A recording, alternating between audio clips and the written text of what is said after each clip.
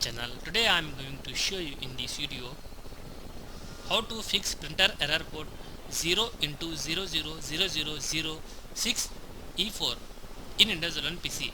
So before start the video, please subscribe my channel for more latest video. First of all, you have to go Windows setting. For that you need to key Windows plus I button, then click on troubleshoot, click on other troubleshoot.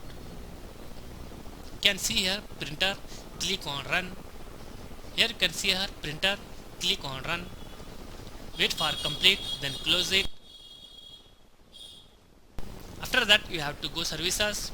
Here type here services. You can see here, open it. Here you search printer spooler. You can see here printer spooler. Right click, click on properties. If you are disable or any other option, you should automatic apply. Click on OK. After that restart your PC, fix your problem.